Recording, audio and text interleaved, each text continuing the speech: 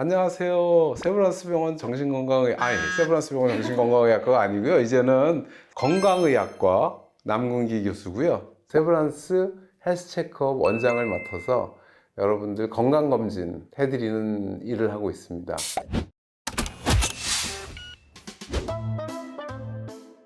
자녀분을 다 출가시키셨죠? 네.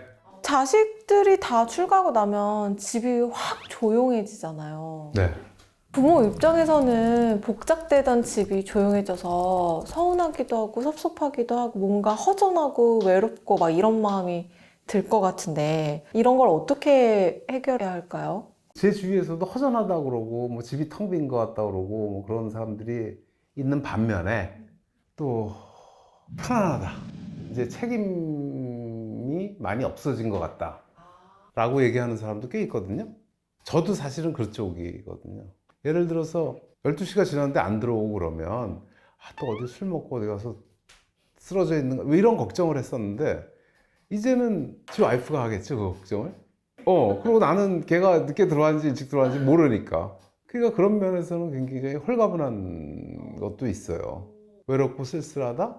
그러니까 생활 양식이 가족끼리 화목하게 뭐 매일 식사도 같이 하고 뭐 활동도 같이 하고 이랬던 패턴의 가족 생활 양식이었던 사람들은 제가 볼 때는 멤버가 빠지니까 허전하고 외롭고 하는 걸 느낄 것 같고, 그때 사실 뭐 요새 현대사회에서 자식들하고 부모하고 동거를 해도 각자 일하고 바쁘고 그러면 뭐 식사 시간도 틀리고 뭐 진짜 이렇게 다르게 지내니까 또 부모도 일을 하고 있고 이러면 사실 그런 어떤 빠져나간 거에 대한 그 허전함 이런 거는 우리가 생각하는 것보다 그렇게 크지도 않을 수도 있다고 생각을 해요.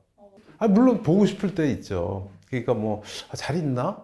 어떻게 지내나? 근데 이제 연락도 없고 거기 문제가 있어. 그럼 연락하면 되잖아. 또 부담스럽. 물론 그것 때문에 그런데 전화하는 게 부담스러우면 요새 뭐 톡을 한다든지 무슨 뭐 문자를 해서 뭐 잘 지내니? 뭐 연락이 없어서 톡하는데 바쁘면 연락하지 마. 뭐 이 정도 그냥 타치하는 거죠, 타치. 예, 하는 건데 자식이 연락이 없으면 그냥 무소식이 희소식이다 하는 거 내가 볼 때는 굉장히 좋은 방법이고요. 근데 그래도 굉장히 궁금하고 화나고 그러면 그거 자식이 왜 연락 안 하지? 이렇게 생각하지 마시고 그냥 연락을 해보시면 될 것 같아요. 그 대신 가볍게 뭐 전화 걸어서 또 문자해서 너는 어떻게 부모가 이렇게 외롭게 살고 있는데 한 달이 되도록 연락 한 번 없니? 이런 커뮤니케이션 하지 말고 그냥 문득 생각났어. 요새 어떻게 지내? 별일 없지? 그 정도가 좋을 것 같아요. 우리 집에서도 우리 집사람하고도 얘기를 하는데 지금 딱 말 나온 대로요. 나는 보고 싶었어. 근데 연락이 없어. 그래서 약간의 그 사인을 보냈어. 보고 싶다고. 근데 아무 연락이 없어. 잘 생각하세요. 그런데 거기에 그럼 화가 날 거 아니에요. 화풀이를 확 해버리면 그 다음이 더 어려워져. 자식 입장에서도. 보고 싶긴 한데 하여튼 바쁘면 연락하지 마 그러면 약간의 죄책감 같은 게 생기잖아요. 그래서 한번 연락드려야 되겠다 이러는데 막 화를 엄마 아버지가 확 내버리면 어떻게 해야 되냐. 나도 화나 사실은. 무슨 엄마 아버지 잘 살면서 나 바쁜데 왜 자꾸 짜증내요 그래. 짜증나 이렇게 되잖아요. 그러면 그 얘기를 듣고 또 연락하는 것도 쑥스럽고 뭐 화내서 뭐 무서워서 전화하는 것 같고 그건 좋은 방법은 아닌가. 제가 권유하는 거는 기다려라. 그러면 혼자 지내는 거 아니면은 뭐 두 부부가 같이 지내는 거 네네. 이거에 좀 더 익숙해져야 되는데 어떤 걸 해야 그 외로움이나 허전함을 달랠 수 있을까요?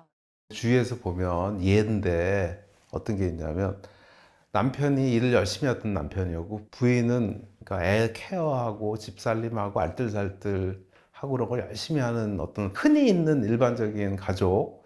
근데 애들이 이제 커서 집에서 나가. 뭐 결혼을 하든 하여튼 뭐 독립을 하든 나가고 남편은 이제 나이가 들어서 집으로 들어와요. 그럼 이론적으로 보면 그럼 뭐 애는 나갔지만 남편이 들어왔으니까 또 이렇게 가족이 그렇게 형성이 되면서 거기서 오밀조밀 잘 살면 되잖아요. 근데 안 그런 사람들이 많아.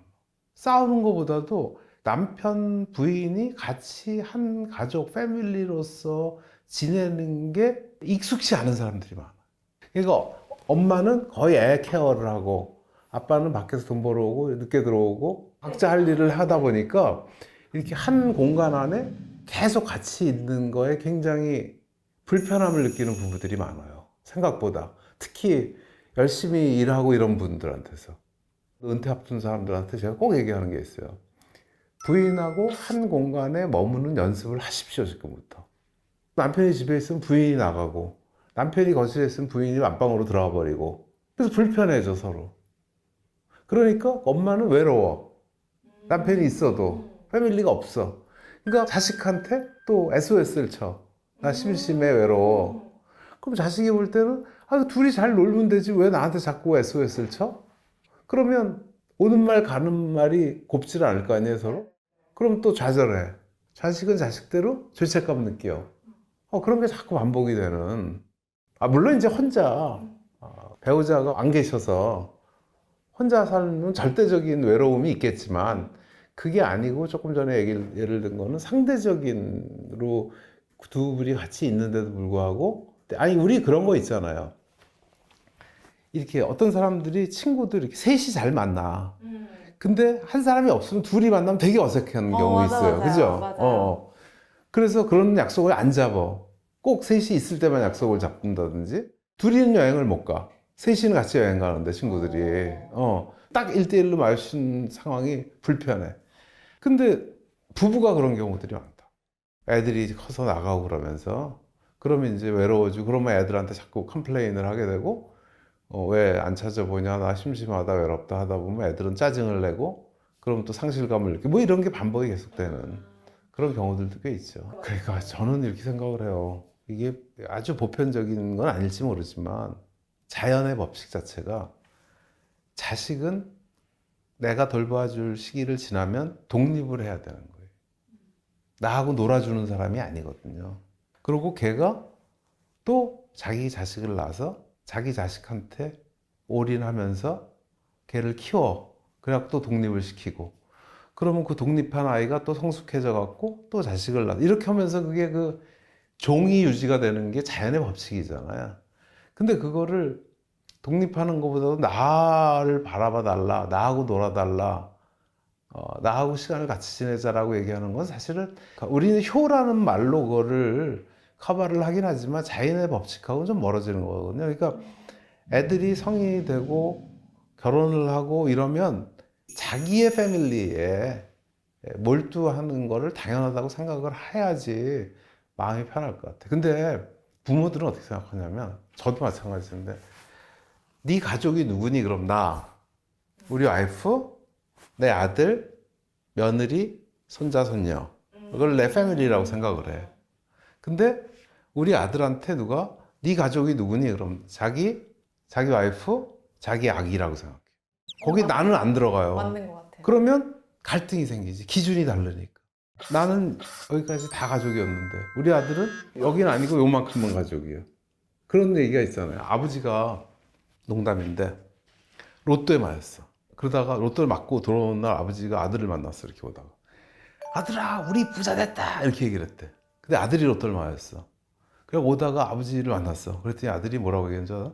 아빠 나 부자 됐어요. 그러니까 예를 들어서 제가 이제 애를 둘 낳고 유학을 가게 됐거든요. 그러면 유학 갈 때 우리 가족이 가야 되잖아. 준비를 해야 돼. 거기 우리 엄마 아버지가 들어가나? 안 들어가죠. 당연히 안 들어가지. 근데 우리 아들의 입장에서는 당연히 그때는 자기가 들어갔었지 여기에.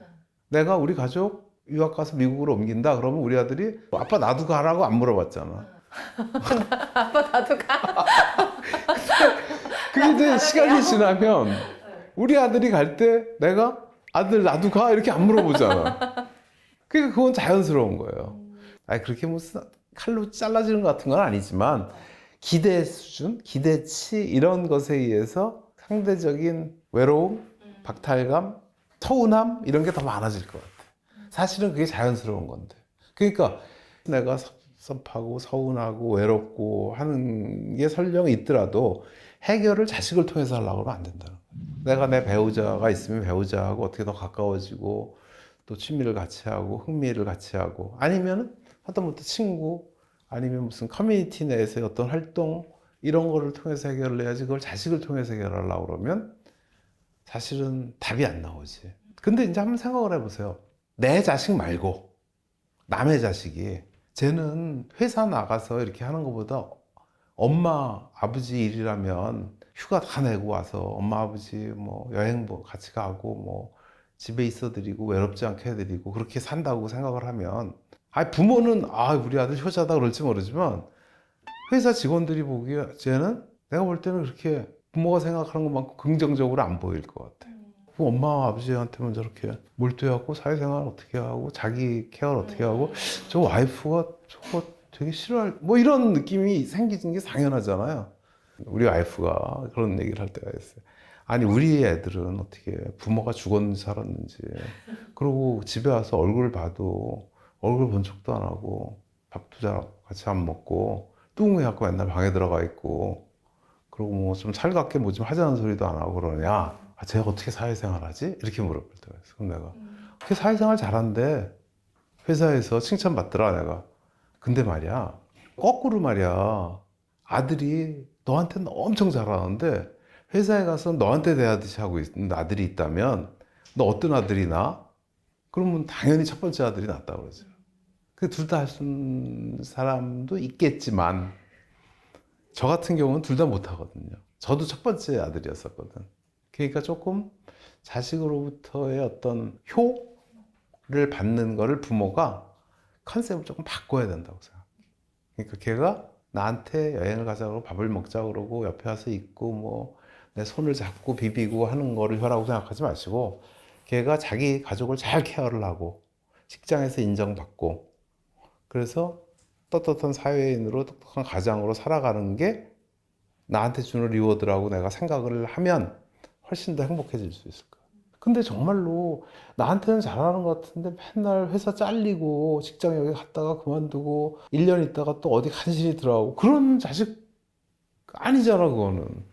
차라리 1년에 한 번 명절 때만 찾아와더라도 옆집 살면서도 직장 열심히 다니고 자기 가족 벌어먹이는 아들을 원하잖아 사실은.